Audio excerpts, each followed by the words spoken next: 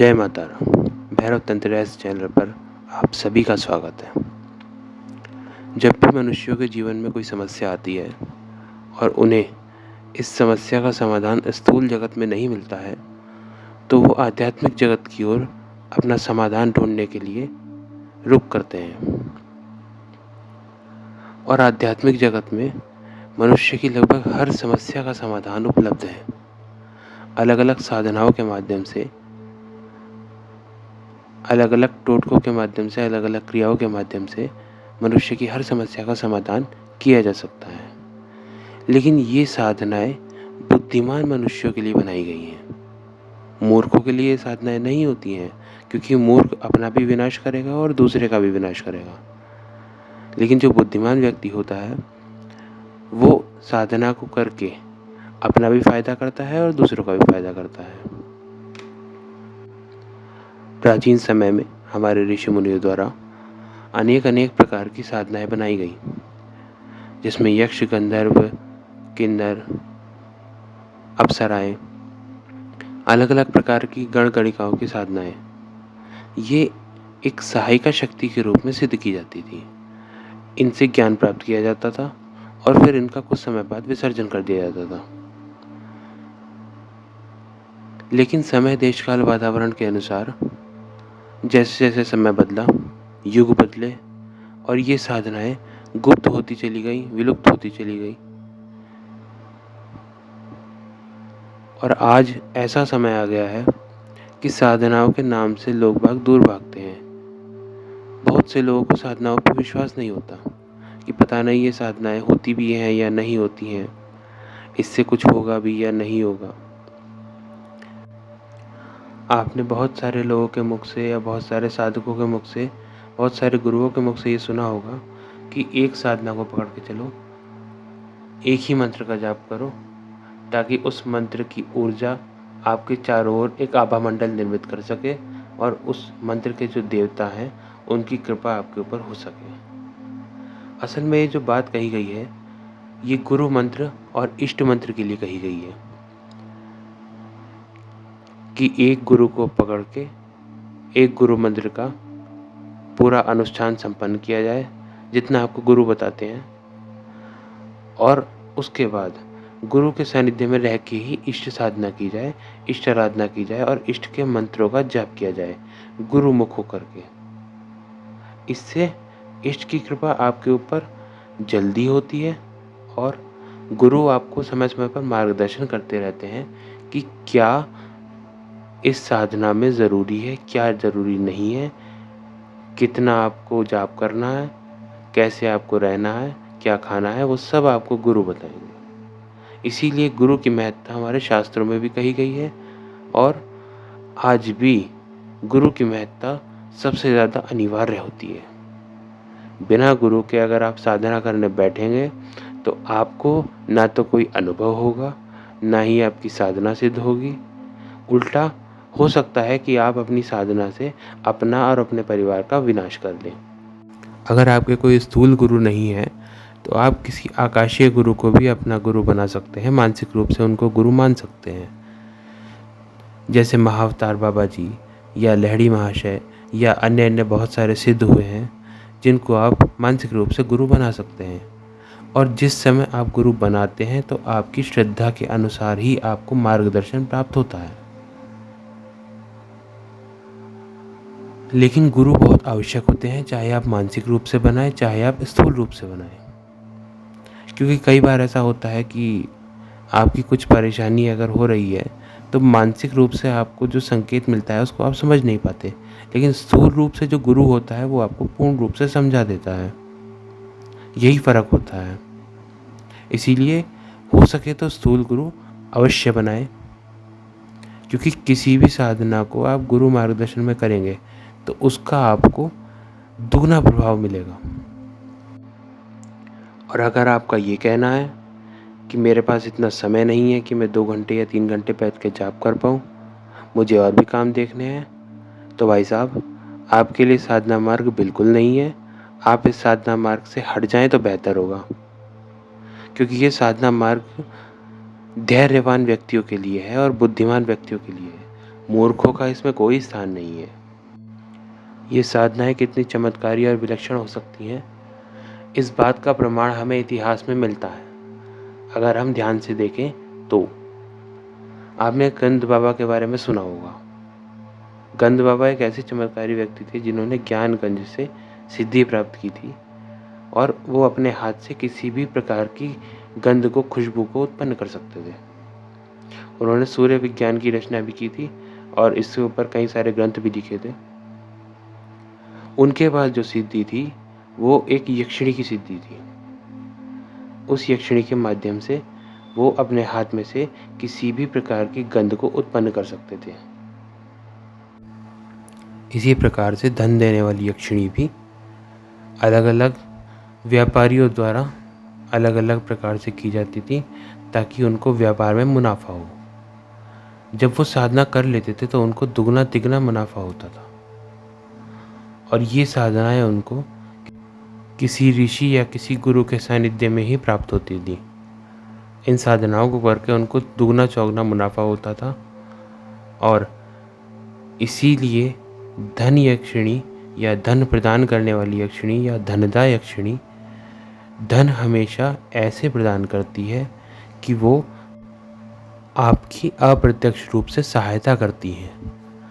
मान लीजिए आप कोई नौकरी करते हैं, उसमें आपको ज़्यादा सैलरी नहीं मिलती है, तो आपको एक अच्छी नौकरी का ऑफ़र आएगा जिसमें आपको ज़्यादा सैलरी मिलेगी।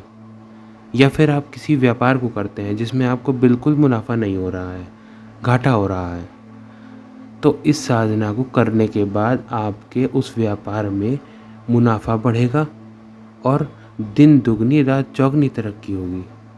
आप ये भी नहीं समझ पाएंगे कि पैसा कहाँ से आ रहा है और कितना आ रहा है।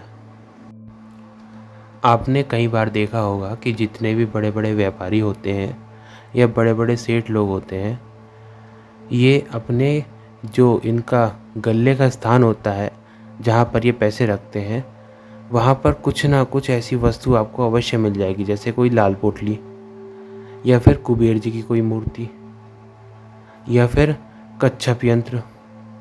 तो आपको क्या लगता है ये ऐसे ही रखते हैं उसको? नहीं, ये कोई ना कोई गुप्त रूप से साधना आराधना या तो खुद करते हैं या फिर किसी को पैसे दे करके करवाते हैं। वो इनके घर में ऐसी ही किसी शक्ति को स्थापित कर देते हैं जिससे इनको अथाह धन अथाह पैसे की प्राप्ति होती है। आज की जो ये साधना है, साधना का मंत्र विधान बहुत छोटा है। आपको एक छोटे से भोजपत्र पर ह्रीम बीज मंत्र लिख करके उसको एक कांची की प्लेट पर स्थापित करना है और उस प्लेट को एक चौकी पर लाल कपड़ा बिछा करके स्थापित करना है। उसका पंचोपचार पूजन करना है। रात्रि 10 बजे से आपको ये साधना प्रारंभ करनी है और लाल कलर के आसन पर, उन्हीं आसन पर आपको बैठना है। स्फटिक की माला से आप मंत्र का जाप करेंगे। सर्वप्रथम आप गूगल की धूप जलाएंगे और पूरे कमरे में उसको घुमाएंगे, अच्छे से घुमाएंगे और उस कमरे का ताला या दरवाज़ा लॉक कर लेंगे ताकि कोई अन्य व्यक्ति आपको डिस्टर्ब ना कर सके और उस कमरे में प्रवेश ना कर सके। तत्पश्चात आप अपने आसन पर बैठ जाएंगे। सबसे पहले अपने गुरु मंत्र का ध्यान करेंगे, अपने गुरुदेव का ध्यान करेंगे और गुरु मंत्र का यथाशक्ति जाप करेंगे। अगर कुछ नहीं आता है तो ओम गुम गुरुवे नमः इस मंत्र का आप जाप कर सकते हैं और उसके बाद आप भैरव मंत्र का जाप करेंगे, क्योंकि भैरव साधना आवश्यक होती है। हाँ, इस बात का ध्यान रखें, रक्षा घेरा आप अवश्य बना लें। आसन बंधन, दिशा बंधन, अपना सुरक्षा घेरा बना करके ही साधना को संपन्न करें। भैरव साधना के बाद, भैरव मंत्र का जाप करने के बाद आप यक्षराज के मंत्र का जाप करेंगे। यक्षराज का मंत्र तो आप सभी को पता ही होगा, ओम यक्षराज नमस्तुभ्यम शंकर प्रियबांधवा। उसी मंत्र का आप जाप करेंगे। यथाशक्ति आप जाप करें, जितना आप हो सकता है उतना आप जाप करें और तत्पश्चात आप यक्षिणी मंत्र के जाप को प्रारंभ कर दें। यक्षिणी देवी का मंत्र है ओम ह्राम ह्रीम रूम ह्रैम ह्रौम ह्रः। इस मंत्र का आपको जाप करना है। आपको 1000 नित्य प्रति इसका जाप करना है और 21 दिनों तक ये साधना चलेगी आपकी। कोशिश करें कि साधना में आप ब्रह्मचर्य का पालन करें, सत्य वचन बोलें और स्त्रियों को सम्मान की दृष्टि से देखें। मानसिक रूप से सात्विक रहें और एक समय आप खीर का भोजन अवश्य करें, चाहे सुबह करें चाहे शाम करें, लेकिन खीर आपको दूध से बनी हुई उसका आपको भोजन के रूप में ग्रहण करना है। और मिष्ठान के रूप में, नैवेद्य के रूप में आप खीर का भोग लगा सकते हैं या फिर दूध से बनी हुई कोई शुद्ध मिठाई, उसका भोग भी आप लगा सकते हैं, लेकिन शुद्धता का आप ध्यान रखें। आपको एक देसी घी का दीपक जलाना है साधना में, जो पूरी साधना में जलता रहेगा जब तक आपका जाप चलेगा। अच्छा, आप प्रतिदिन इसका नित्य हवन कर सकते हैं। 1000 का दशांश आप प्रतिदिन हवन कर सकते हैं, या फिर आप 21 दिनों के बाद इसका दशांश हवन कर दें। आम की लकड़ी प्रज्वलित करके नॉर्मल हवन सामग्री में खीर और गुलाब की पंखुड़ियाँ मिला करके आप इसका दशांश हवन कर दें। हवन का दशांश तर्पण करना है और तर्पण का दशांश मार्जन करना है। आपको इसी मूल मंत्र में तर्पयामी नमः जोड़ करके जल लेकर के तर्पण कर देना है, और जल लेकर के ही आपको इसी मंत्र में मार्जयामी नमः जोड़ करके मार्जन कर देना है। यही इसकी पूर्ण विधि है। अगर एक अटेम्प्ट में आपको इसका कोई प्रभाव ना दिखाई दे तो आप इसका दूसरा अटेम्प्ट करें, क्योंकि मैं समझता हूँ कि जब तक आप एक अटेम्प्ट पूरा करेंगे और दूसरा अटेम्प्ट शुरू करेंगे, उसके बीच में आपको प्रभाव अवश्य दिखाई देगा। और सबसे ज़रूरी बात, आपको अनुभवों के चक्कर में ना पड़ करके अपनी साधना पर ध्यान देना है। अनुभव अगर होते भी हैं तो आपको किसी से भी इसको शेयर नहीं करना है। सबसे महत्वपूर्ण बात, इस साधना के लिए या अन्य किसी भी यक्षिणी या फिर अप्सरा साधनाओं के लिए आप घर के पूजा स्थान का चयन ना करें। किसी एकांत कमरे में इनकी पूजा आराधना करें, क्योंकि घर के पूजन स्थान पर और भी अन्य अन्य शक्तियाँ बैठी रहती हैं जो कि देवी देवताओं के गण हो सकते हैं। हो सकता है उनकी उपस्थिति में ये शक्तियाँ वहाँ पर ना आए, तो आपका जाप भी हो जाएगा और वो साधना भी व्यर्थ चली जाएगी। तो इसीलिए कोशिश करें कि एकांत स्थान का चुनाव करें। अगर आप ये सोचते हैं कि मैं तो नित्य प्रति लक्ष्मी जी की पूजा करता हूँ, लक्ष्मी जी की आरती करता हूँ, कुबेर जी की आरती करता हूँ, देखिए आप आरती कीजिए, अच्छी बात है, लेकिन अगर आपको त्वरित फल चाहिए तो आप उसी देवी देवता की, जैसे लक्ष्मी जी या कुबेर जी की साधना करके देखिए, क्योंकि साधना में और नॉर्मल पूजा में फ़र्क होता है। इसीलिए साधना जल्दी इफेक्टफुल होती है। नॉर्मल पूजा से भी इफेक्ट मिलता है, लेकिन थोड़ा देर में मिलता है। साधना से पूजन जल्दी पूर्ण होता है और देवता की कृपा साधक पर बहुत जल्दी होती है। इस साधना को करें और लाभ प्राप्त करें। आप अच्छे साधक बने, ऐसी मेरी बाबा भैरव और माँ भगवती से कामना है। जय माता राम। अगर आपको ये वीडियो पसंद आती है तो इसे लाइक करें, शेयर करें और सब्सक्राइब करें।